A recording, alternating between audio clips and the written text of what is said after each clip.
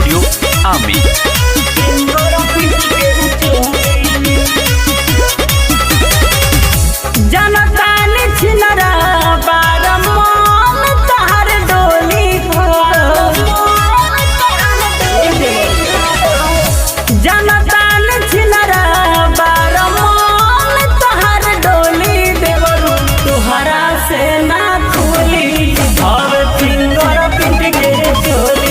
देवरू तुहरा से ना खुली हवे फिंगर प्रिंट के चोली। राजा जी के धान पाना चली तहर गोली। देवरू तुहरा से ना खुली हवे फिंगर प्रिंट के चोली। देवरू तुहरा से ना खुली हवे फिंगर प्रिंट के चोली।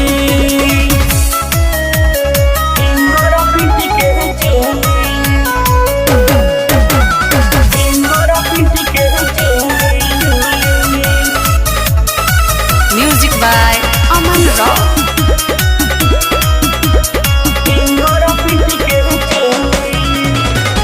काकेरी कवेस्ट ऐसा पेंशन मंगैनी जब बाहर से आइले अपने हाथे से राजा फिंगर लगा के बारे हम के पहनाइले।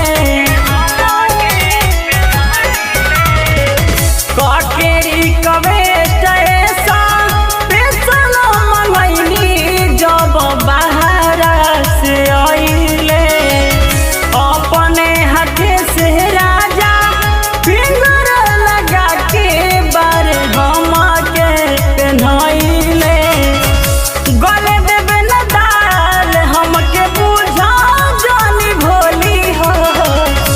गले देवे न दाल हमके बुझा जानी भोली। देवरू तुहरा से ना खुली हवे फिंगर प्रिंट के चोली।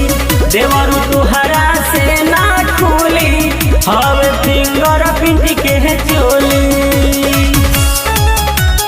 फिंगर प्रिंट के चोली।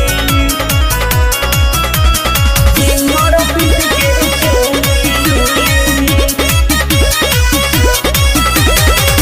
कर बखूर पाती पाका तुहरा पर रहे हमरा पहिले से शौक हो। एही से मंगवले बानी अब फिर ब्लाउज जे में होखे पे सलाक हो।